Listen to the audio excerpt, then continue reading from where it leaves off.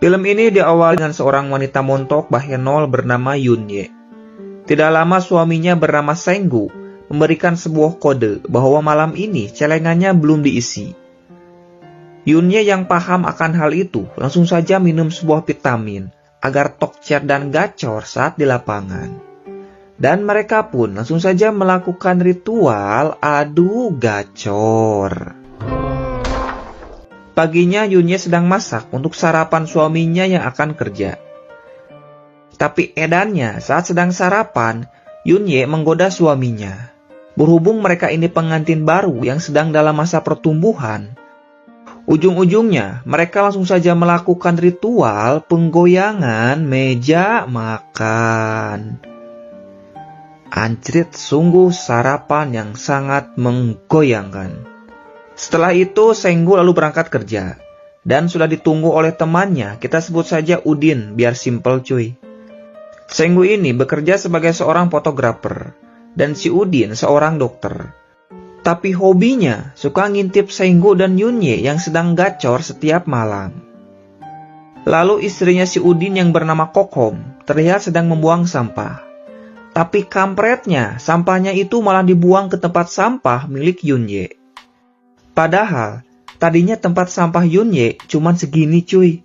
Tapi sekarang jadi satu karung. Parah ini mama. Tapi Yunye yang melihatnya terlihat santuy. Dan berniat akan pergi olahraga ke tempat gym. Singkatnya, Yunye olahraga dengan begitu semangat. Yang membuat otak saya ngefokus liatnya cuy. Dan ditemani oleh teman sekaligus pelatihnya yang bernama Taijun. Kita pinasin aja cuy biar fokus Di tempat lain terlihat Senggu yang sedang melakukan sesi pemotretan pada seorang model bernama Yurin.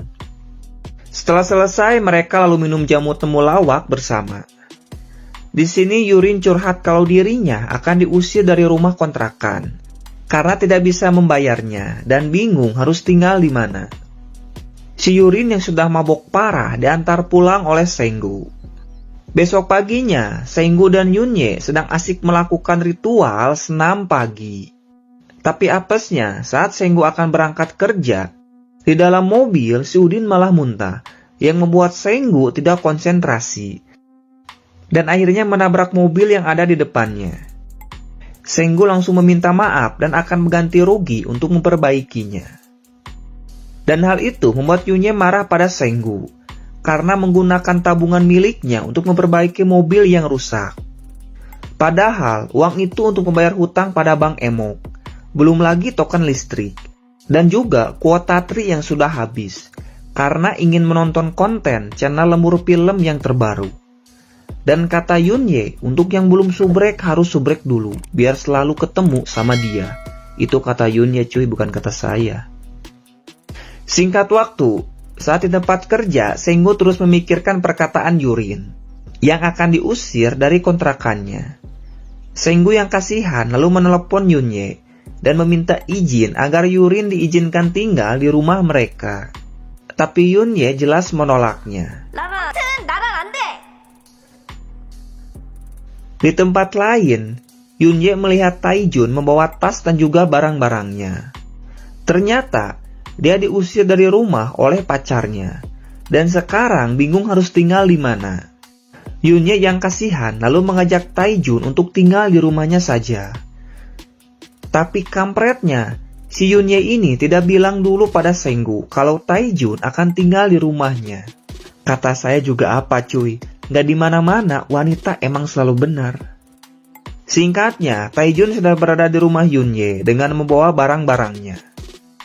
Saat Senggu pulang, dia langsung olohok karena ada pria lain di rumahnya dan membawa tas dan juga koper.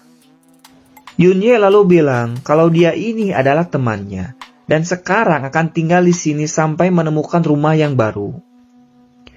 Senggu yang melihatnya hanya bisa terdiam kaku karena sebagai seorang suami dirinya merasa tidak dihargai. Ternyata besok paginya, Yurin datang sambil membawa seperangkat koper untuk tinggal di rumah ini. Dan dia melihat Taijun yang baru selesai mandi. Singkat waktu, malamnya Yurin dan Taijun sedang mabok tuak versi kaleng.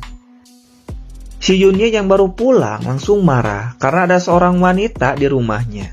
Yurin lalu bilang kalau dirinya adalah teman Senggu dan akan tinggal di rumah ini karena disuruh oleh Senggu. Pada akhirnya mereka semua menjadi akur dan rukun. Besok paginya Senggu dan Yurin pergi untuk kerja. Si Udin yang melihat ada barang bagus mencoba untuk menggoda Yurin. Di sisi lain, saat menelepon Senggu, Yunye mencoba mengambil alat untuk memasak. Tapi karena terlalu tinggi, Yunye kesulitan untuk mengambilnya. Sampai-sampai dia mengeluarkan suara untuk mengambil alat itu.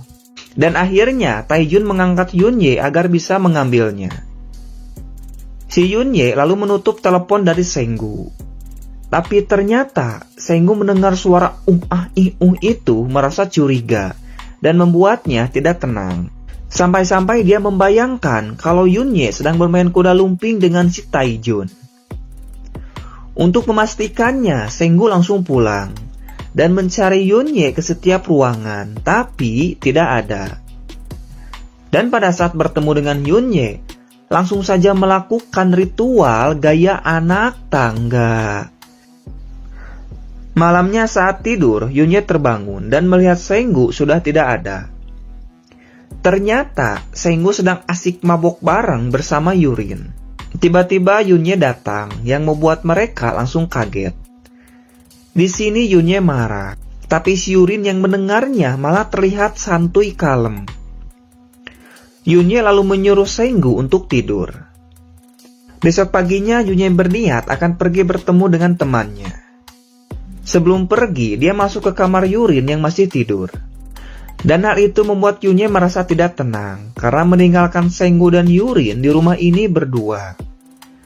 Singkatnya, saat sedang bersama dengan temannya, si Yunye terus memikirkan Senggu, dan memutuskan untuk pulang. Saat di mobil, dia menelepon Senggu, dan mendengar suara Senggu seperti orang yang sedang bermain kuda lumping. Si Yunye pun semakin tidak tenang, ditambah lagi jalanan yang macet. Dia pun memutuskan untuk lari agar cepat sampai rumah. Saat sudah sampai rumah dengan suasana yang gelap, si Yunye langsung disambut oleh suara pemersatu bangsa. Dan saat lampu dinyalakan, ternyata mereka bertiga sedang asik menonton sinetron sambil menangis. Kampret emang. Mereka pun lalu makan bersama. Tiba-tiba, Yunye merasa mual dan pergi ke kamar mandi. Ternyata si Yunye sedang tekdung. Tapi jadahnya, saat Yurin dan Taijun memberikan selamat, si Senggu malah tidak bahagia sambil melihat ke arah Taijun. Besok paginya, Yunye dan Senggu tidak nafsu makan. Tapi beda halnya dengan si Taijun yang makannya dengan begitu lahap, yang membuat Yurin merasa ilfil. Siang harinya Yurin dan Senggu berniat akan memasang CCTV di setiap sudut rumah, termasuk kamar Senggu.